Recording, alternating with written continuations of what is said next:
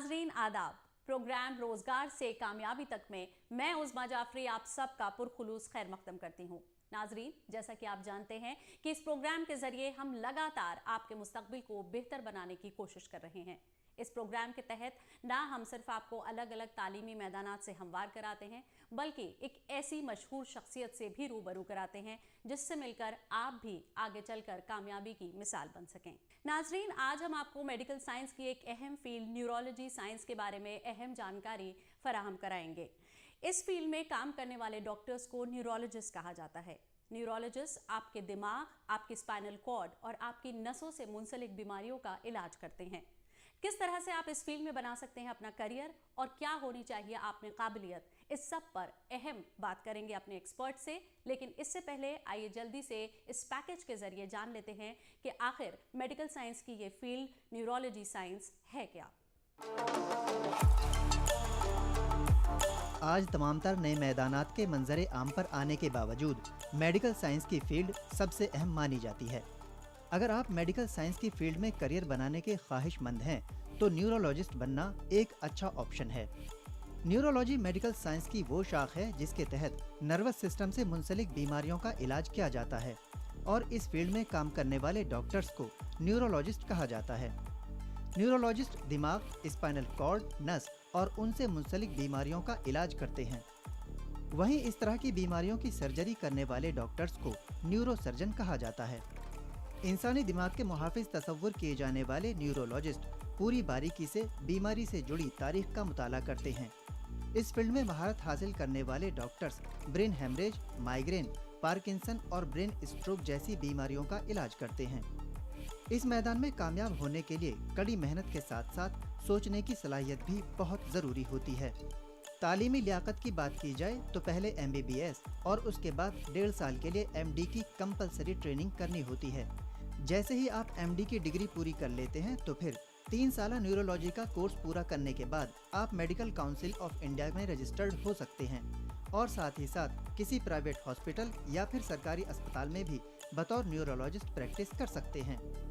Neuro science में दिलचस्पी रखने वाले नौजवान काफ़ी वसीतर मैदान में काम कर सकते हैं, जिसमें साइकोलॉजी से लेकर कंप्यूटर साइंस तक के मैदान आते हैं। अगर आप कड़ी मेहनत करने में यकीन रखते हैं और मेडिकल की फील्ड में आना चाहते हैं, तो न्यूरोलॉजी की फील्ड आपको नई पहचान दिलाने का जरिया बन सकती है। दोस्तों, उम्मीद है आपने इस पैकेज के जरिए कुछ हद तक न्यूरोलॉजी साइंस को समझ लिया होगा। अब इस पर मजीद बात करने के लिए बढ़ते हैं अपने अगले सेगमेंट की तरफ, जिसका नाम है करियर की बात एक्सपर्ट के साथ। न्यूरो साइंसेज में करियर और इस फील्ड में हो रही अहम रिसर्च पर बात करने के लिए आज हमारे साथ मौजूद हैं पद्मश्री डॉक्टर प्रोफेसर MV पद्म श्रीवास्तव, जो कि एम्स की न्यूरो साइंसेज सेंटर की हेड हैं। मैम, आपका इस्तकबाल है हमारे इस शो में। मैम, सबसे पहला सवाल आपसे यही जानना चाहेंगे कि अगर एक नौजवान न्यूरो साइंस या फिर न्यूरोलॉजिस्ट जो कुछ करते हैं उसको समझना चाहे तो आप क्या कहेंगी? मेरे समझ में यही है कि अगर ब्रेन है, हमारा मस्तिष्क, एक हमारा सुपर कंप्यूटर है ना। अगर हमारा ये कंप्यूटर काम नहीं करती है, कुछ भी हमारे से नहीं होता है।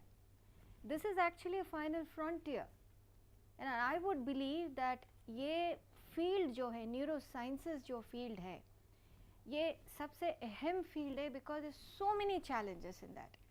अगर कोई भी नौजवान इसमें कोई भी जो इन्यूमरेबल स्टेप्स जो हमारे अंडरस्टैंडिंग को बढ़ाते हैं, हम we can understand how this brain functions, तो आई थिंक ईच स्टेप में उनको नोबेल प्राइज़ मिलेगा ही। तो इतनी बड़ी चैलेंज है, तो इसमें जो एक्साइटमेंट इसीलिए भी है कि इतने सारे एडवांसेस हो गया। They have been humongous advances and I think it is a very very wondrous period to be living in. And मेरी शुभकामनाएं होगी उन नौजवानों को, अगर वो इस फील्ड में आना चाहते हैं एंड न्यूरो साइंसेस को अंडरस्टैंड करना चाहते हैं और इसमें कुछ तरक्की करना चाहते हैं। That will be wonderful. Ma'am, neurologist हमारे दिमाग के रक्षक कहलाते हैं। ब्रेन के अलावा और कौन कौन सी बीमारियां हैं जिनका इलाज न्यूरोलॉजिस्ट करते हैं, और कहीं ना कहीं पूरा जिस्म हमारा ब्रेन से जुड़ा हुआ है, इस पर हम आपसे चाहेंगे स्पष्ट करके बताएं। फैक्ट इज़ कि बॉडी कोई कंपार्टमेंट है नहीं, brain, heart, kidney, lungs, liver. Now these are all there in one body. Now neurology की मतलब है कि brain एक spinal cord है, nerves है, उसके जरिए muscles है. तो ये सारा जो nervous neuronal network है, तो entire thing is in neurology. तो neurology एक medicine है, उसके साथ जुड़ी हुई है न्यूरोसर्जरी जो ऑपरेटिव आ गया है, न्यूरोपैथोलॉजी जो स्पेसिमेन से उसके हिस्टोपैथोलॉजी कण कण में क्या हो रहा है ये अंडरस्टैंड होगा हमारे, न्यूरोकेमिस्ट्री जो हमारे केमिकल्स की संतुलन बैलेंस वगैरह वो देखती है, and so a neuro radiology, neuro anaesthesia. So इसमें जो न्यूरो रिलेटेड जो ट्रांस डिसिप्लिन है वो बहुत बड़ा है. तो इस तरह अगर हम देखें तो हम कंपार्टमेंटलाइज नहीं कर सकते. In fact I will give you one example. We say that heart and brain, in fact there are common conferences. इसीलिए कहते हैं हार्ट एंड ब्रेन क्योंकि हमारे दिल और दिमाग बहुत करीब है. और आप देखेगा कहते हैं कि दिल रोता है ना, the heart bleeds. But actually when अगर बहुत चौंक जाते को हमें बहुत इमोशनली एक चार्ज हो जाती तो लगता है कि दिल में ठेस पहुंच गई. This is all because of that intricate connection.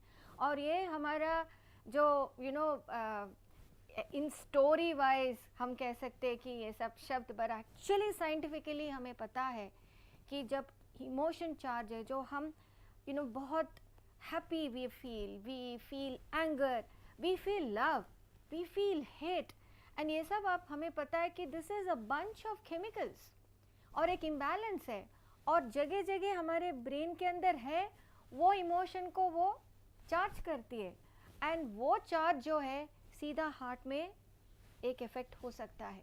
इसीलिए आप देखिएगा एक शॉक आ गया, किसी को हार्ट अटैक हो जाती है. तो अगर हम कुछ देखें, कुछ सुने, तो हार्ट क्यों फेल हो रहा है? So these are the kind of जो संबंध, relation. So I understand that the entire body is one magical thing जो भगवान ने दिए हैं, और इसको अंडरस्टैंड करने में हम सब लगे हुए हैं. So it is still a story in evolution, it is still a work in progress, but we are getting somewhere there.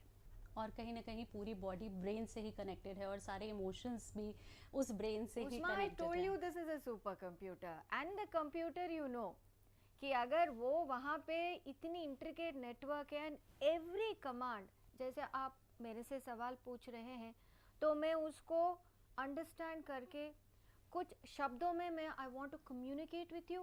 Now all that command is coming from the brain. अगर मेरी brain function नहीं करती, I can't do anything, and organs भी नहीं काम करता. पर brain को हेल्दी रखने के लिए हमको दिल को पंप करनी चाहिए, ब्लड को पंप करके दिमाग को लगाना चाहिए. कोई भी वेस्ट है, वो किडनी काम करनी है, तो हर ऑर्गन काम करना है, तभी हम हेल्दी एंड प्रोडक्टिव रह सकते हैं. मैम, ये तो बात रही न्यूरोसाइंस और न्यूरोलॉजिस्ट क्या करते हैं. अब हम ये जानना चाहेंगे कि न्यूरोलॉजिस्ट बनने के लिए क्या बेसिक क्राइटेरिया है, क्या काबिलियत एक स्टूडेंट में होनी चाहिए? सो फर्स्ट इज आप एक मेडिकल डिपार्टमेंट में हो या एक रिसर्च में जाओगे. I mean there are also cross connections उसमें.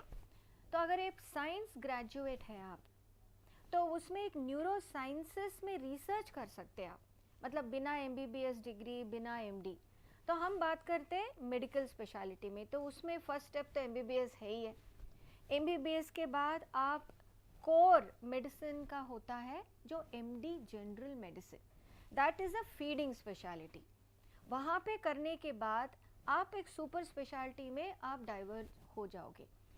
हार्ट को लेना है, ब्रेन को लेना है, किडनी को लेना है, लिवर एंड स्टमक को लेना है. So accordingly you have different super specialities. अगर ब्रेन और ब्रेन संबंधित को लेनी है तो आप न्यूरोलॉजिस्ट बन रहे हैं, वो मेडिसिन के जरिए. सिमिलरली MBBS के बाद आप एक सर्जिकल डिसिप्लिन ले लिया तो MS जनरल सर्जरी बन गए. उसके बाद आपको ब्रेन में सर्जरी करनी है, हार्ट में सर्जरी करनी है, तो accordingly you do MCH neuro surgery वगैरह वगैरह. तो you have a common entry point MBBS. उसके बाद आपका मेन डिवीजन होगा आपको फिजिशियन बनना है या सर्जन बनना है. और उसके बाद आप ब्रांच आउट करोगे कि किस ऑर्गन के ऊपर आप स्पेशलाइज करके और तरक्की करके और सुपर स्पेशलाइजेशन आप कर सकते हो. तो that is how those channels are made, and of course it is a long drawn out process. So it is, and it everywhere there is a lot of competition. So but that is a challenge, I guess. So that is how you become, say, a neurologist or a neurosurgeon. But a neuroscientist research जो है scientific disciplines में आप अगर MSc किए and BSc MSc करके PhD कर सकते हैं. You can also do another thing wherein आप MBBS करके भी you can become a PhD करके neuroscientist बन सकते हैं. तो neuroscientist की group जो है वो एक translational research होता है जिनमें they will work on what is called as bench work, जो मतलब, and वो भी एक important चीज़ इसमें है कि now we don't have these disciplines as silos, कि ये वर्टिकल्स नहीं है कि कोई आपका कोई रिलेशन नहीं हो. In fact now it's become a nice global research. अगर मैं कहती हूँ अगर मेरे रिसर्च में trans disciplines is not only neuro scientist and neurologist और न्यूरोसर्जन्स, हमारा तो we have string mathematics, we have biomedical engineering, so we are doing research with IITs, which so I think science as a discipline now has no boundaries, क्योंकि एक common goal है, एक problem है, उसको solution देना है. वो solution पार करने के लिए use all your brains, use all the scientific inputs, get that solution. Ma'am, MBBS करने की बात हो या फिर उसके बाद न्यूरोलॉजिस्ट बनने की बात हो, मेडिकल की किसी भी फील्ड में एम्स का नाम कितना अहम है? एक्चुअली हमारे डिपार्टमेंट में we also have disciplines which have grown beyond just neurology. जैसे स्ट्रोक या सेरेब्रोवास्कुलर डिसीजेस है, वो super speciality. Epilepsy is a super speciality. Movement disorder जो पार्किंसंस का डिसीज का भी अब अवेयरनेस प्रोग्राम होने वाला है. And then we have dementias, आपने सुना होगा, जो कॉग्निशन, ये जो मेमोरी का होता है. तो ये सारा जो वर्टिकल्स में अपने अपने सुपर स्पेशलाइजेशन है. तो इन सारों में हमारा क्लिनिकल वर्क, मतलब ऐसे पेशेंट्स को और ज़्यादा एडवांस्ड मैनेजमेंट भी है, प्लस साइमल्टेनियसली रिसर्च भी है. तो ये फोकस्ड एरियाज हमने देखा है, जैसे आपका TB है, इन्फेक्शंस ऑफ द ब्रेन है, अब कोविड के जरिए तो बहुत कुछ न्यूरोलॉजी में भी हुआ है. तो स्ट्रोक के बारे में हम देखें तो there is another thing which I want to stress here Usma is कि India centric, this is one thing जो हमारे कंट्री, हमारे नेशन के लिए क्या प्रायोरिटी है. क्या जो वर्ल्ड में हो रहा है वो ही हम करें, या हम हमारे अपनी प्रॉब्लम्स को लेके, क्योंकि हमारे अपनी प्रॉब्लम्स कोई दूसरी देश तो नहीं करेगी ना, हमको ही करनी है. तो it is not by popularity, it is finding solutions to our own problem. वो फर्स्ट प्रायोरिटी है. Second, it has to be low cost. अगर हम रिहैब में देखें, किसी को पैरालिसिस हो गया, बहुत कुछ तरीके तरक्की हुई है, रोबोटिक्स आ गया. अब रोबोटिक एक्सोस्केलेटन है जो अब्रॉड में अवेलेबल है, वो 3 करोड़ का है. उसमें कौन हमारा अपने जो कॉमन जो आम आदमी क्या 3 करोड़ की मशीन ले सकता है? नहीं ना. तो I need to find a solution which is low cost. जो मेरी जो I am a firm believer and I am sure you also are, health is not a luxury. Health is my birthright. Then that is true for every citizen. In a civilized society, health is to be delivered optimally across social, economic, geographic barriers. उसमें कोई barriers नहीं होना चाहिए कि आपको पैसा है तो आपको ज़्यादा health मिलेगा, नहीं है तो कुछ नहीं मिलेगा. That cannot be.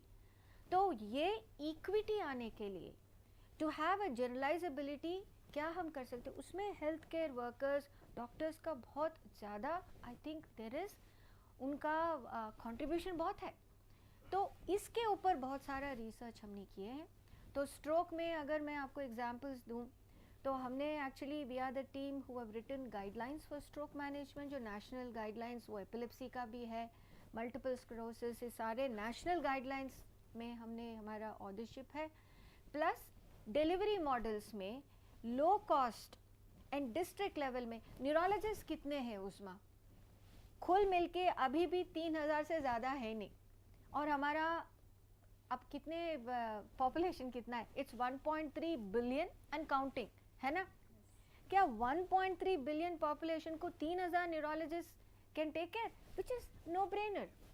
So therefore what we should, अगर स्ट्रोक के बारे में मैं बात करूं, हर 20 सेकंड में एक स्ट्रोक हो रहा है, हर 2 मिनट में किसी को मौत स्ट्रोक से हो रहा है. And time is the most sensitive thing in a brain attack. कोई भी खून की नली बंद हुआ तो जल्द से जल्द उसको खोलो, उसकी खून की रफ्तार दोबारा चालू करो. तो अगर ऐसे चीज़ है तो हर 20 सेकंड में किसी को स्ट्रोक हो रहा है तो कोई न्यूरोलॉजिस्ट को ढूंढते रहेंगे? नहीं. तो we have got physicians there. हर डिस्ट्रिक्ट लेवल में ब्रेन अटैक की जो ट्रीटमेंट अवेलेबल करने के लिए फ्री ऑफ कॉस्ट, उसके लिए हमने रिसर्च किया. We have so much of our research still ongoing, पर वो अभी उपलब्ध है. तो वी आर एक तरफ तो रिसर्च है, दूसरा इट हैज़ टू बी ट्रांसलेटेबल कि उससे आपकी आउटकम क्या, उससे सोसाइटी को कैसे बेनिफिट किया. That is what is most important. And उसमें I think the department has done immense work, whether stroke है या एपिलेप्सी है या मूवमेंट डिसऑर्डर्स या डिमेंशिया है, एंड बहुत सारे जो नए चीज़ न्यूरोमस्कुलर. और हमारा जो research is across different universities in the world. तो द बेसिक प्रिंसिपल यही है उस्मा कि जहाँ भी दुनिया में सबसे अच्छा हो वो हम अपनाएं और हमारे देश में अपने लोगों को दे, ताकि हर आदमी खुश रहे एंड स्वस्थ रहे. मैम ऑलरेडी आप बहुत सेटिस्फाइड लग रही हैं जो हमारे देश में रिसर्च हो रही है जिस तरह से आपने बताया, लेकिन अगर हम स्तर की बात करें, लेवल की बात करें, जो इंटरनेशनल लेवल पे रिसर्च हो रही है और जो हमारे देश में रिसर्च हो रही है, उसको अगर हम कंपेयर करें तो वो किस तरह से देखती हैं आप comparison? No, what I tell you again Usma, comparison has to be again equitable terms. Okay, I have to see कि हमारे population कितना है, हमारे infrastructure कितना है, हमारा प्रायोरिटीज़ क्या है. तो अगर मेरी प्रायोरिटी यह है कि सबको खाना पीना है, सबके ऊपर एक एक रूफ रहे, उसके साथ हेल्थ डिलीवर करे, उसके साथ बड़ा बड़ा रिसर्च करे. नाउ हेल्थ रिसर्च के अलावा research is in terms of several things, whether it is space research, whether it is in terms of nanotechnology, fabrics, agriculture. तो I think as a nation अगर holistically हम देखें तो I want to do more. पर अगर am I okay with what is being done? Yes. तो क्योंकि हम सब कुछ देखना है कि अगर मैं यहाँ पे बैठ के ये कहती हूँ कि अगर ये वो लोग तो 10% अपना GDP स्पेंड करते, हम तो 0.5% क्यों नहीं कर रहे. I can't say that, because हमारा क्या प्रायोरिटी है उसको भी साथ में लेके बैलेंस करना होगा. But what I can definitely tell you Usma is research is on the upswing. तो that is very good. And दूसरी चीज़ है कि researchers are also trying to identify priority areas, and ताकि वो जल्द से जल्द वो ट्रांसलेट होके अपनी सोसाइटी में आ जाए. And it is not just health alone, कई एरियाज में ये हम देख रहे हैं. एंड मोस्ट इम्पॉर्टेंट आपने सुना होगा climate change, pollution. You see in all these things I think all of us have a role to play. But yes, research needs to be done and I am glad it is on the upswing.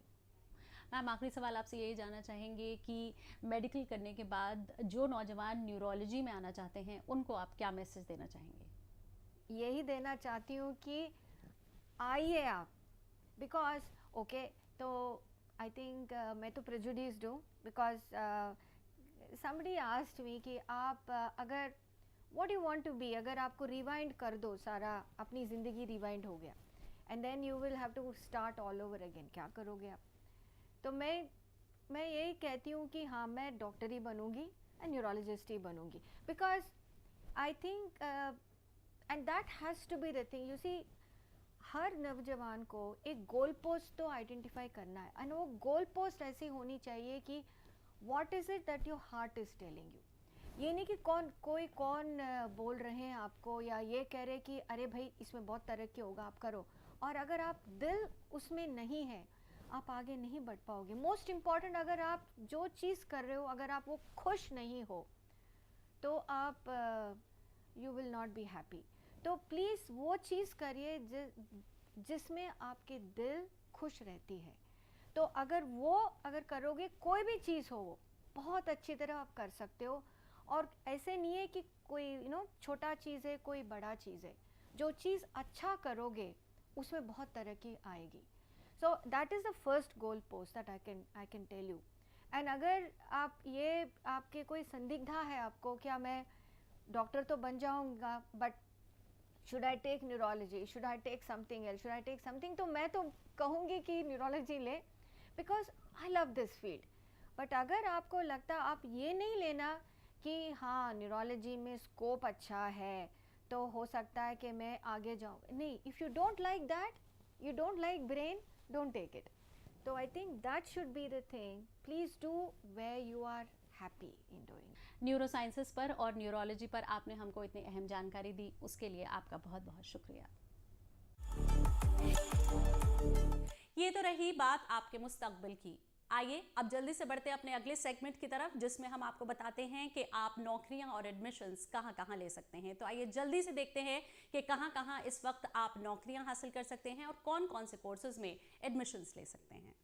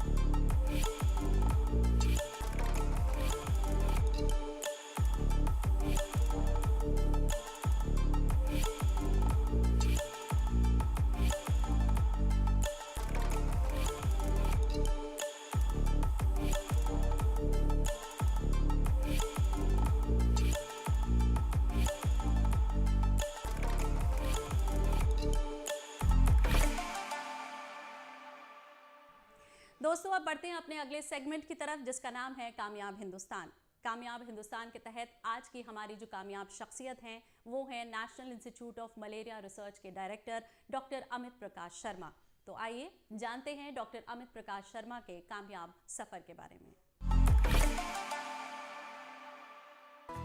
Malaria, जिसने पूरी दुनिया में हर साल लाखों लोगों को अपनी जान गंवाने पर मजबूर किया है। मलेरिया जैसी बीमारी को लेकर तहकीक और इसके खात्मे की काविशों पर नजर डालें तो डॉक्टर अमित प्रकाश एक ऐसी शख्सियत का नाम है जिसने इस ज़िम्न में तहकीक से अपनी एक मुनफरिद साख कायम की है।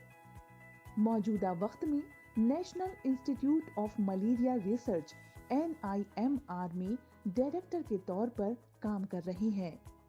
डॉक्टर अमित प्रकाश शर्मा की पैदाइश 12 अप्रैल 1968 को अमेरिका के इंडियाना में हुई। हिंदुस्तान में उन्होंने दिल्ली पब्लिक स्कूल से इब्तदाई तालीम हासिल की। स्कूली तालीम के बाद डॉक्टर अमित प्रकाश शर्मा ने अमेरिका की पर्ड्यू यूनिवर्सिटी से बीएससी की डिग्री हासिल की। साल 1995 में अमेरिका से ही नॉर्थ वेस्टर्न यूनिवर्सिटी से पीएचडी की डिग्री हासिल की। सन 2000 में दुनिया के नामवर इदारों में से एक ऑक्सफोर्ड यूनिवर्सिटी से स्ट्रक्चरल बायोलॉजी में पोस्ट डॉक्टोरल फेलो की सनद हासिल की और साल 2001 में मुल्क वापस आने के बाद डॉक्टर अमित प्रकाश शर्मा दिल्ली में ICGEB से वाबस्ता हो गए। मलेरिया पैरासाइट प्रोटीन पर तहकीक के लिए मल्टी डिसिप्लिनरी अप्रोच अपनाने पर जोर देने वाले डॉक्टर अमित प्रकाश की तहकीकी और कायदाना सलाहियत को उस वक्त नई पहचान मिली जब उन्हें national institute of malaria research का डायरेक्टर मुंतखब किया गया। इस इदारे की तहकीकी काविशों का ही नतीजा है कि हिंदुस्तान में मलेरिया के मामले हर साल लगातार कम हो रहे हैं। डॉक्टर अमित प्रकाश शर्मा के दुनिया की मयारी जर्नल्स में तकरीबन 95 रिसर्च पेपर शाये हो चुके हैं। मलेरिया की नई दवाइयों की ईजाद और रुझानात पर मबनी उनकी 3 किताबें भी मंजरे आम पर आ चुकी हैं।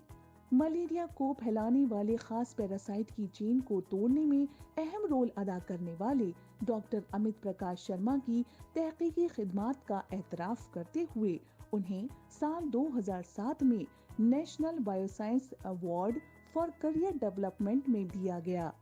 इसके साथ ही साल 2011 में उन्हें शांति स्वरूप भटनागर का आला तरीन अवार्ड भी दिया गया। साथ ही उन्हें साल 2015 में इंफोसिस प्राइज से भी नवाजा गया। Doctor Amit Prakash Sharma Indian academy of sciences, Indian national science academy, the world academy of sciences और national academy of sciences India के इलेक्टेड फेलो भी हैं। मलेरिया से निजात दिलाने में डॉक्टर अमित प्रकाश शर्मा ने जो नया नजरिया पेश किया है उससे यही उम्मीद की जा सकती है कि तय हदफ के मुताबिक हमारा मुल्क मलेरिया को जड़ से खत्म करने में जरूर कामयाबी हासिल करेगा।